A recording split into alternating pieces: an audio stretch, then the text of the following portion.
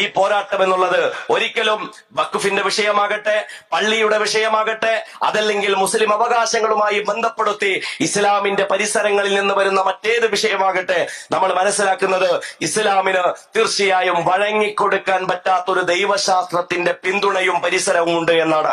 ആ വഴങ്ങിക്കൊടുക്കലിന് വിധേയമാകില്ല എന്നുള്ളത് കൊണ്ട് തന്നെയാണ് ഇസ്ലാമിനെ മുൻനിർത്തിയുള്ള ഇസ്ലാമോഫോബിയ പ്രചരണങ്ങൾക്ക് ഇസ്ലാമിന്റെ നായകൻ മുഹമ്മദ് മുസ്തഫ സ്വല്ലല്ലാഹു അലൈഹി വസല്ലം മുൻനിർത്തിക്കൊണ്ടുള്ള വ്യാജോക്തി നിറച്ച കൽപ്പിത കഥകളും അപസർപ്പകഥകളും വികസിക്കുന്നതിന് പിന്നിലുള്ളത് എന്ന് നമ്മൾ മനസ്സിലാക്കുന്നുണ്ട്.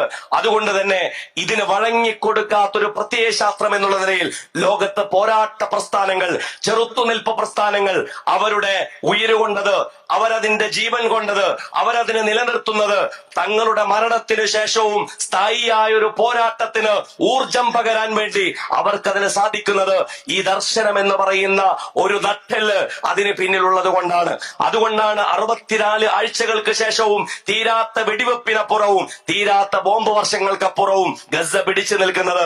അതൊരു കേവലമായ ഒരു ചെറിയ തുണ്ട് ഭൂമിയുടെ പ്രശ്നമായിരുന്നുവെങ്കിൽ എവിടെയെങ്കിലും പോയി സെറ്റിൽ ചെയ്യാമെന്നാണ് നമ്മൾ കരുതുന്നത്.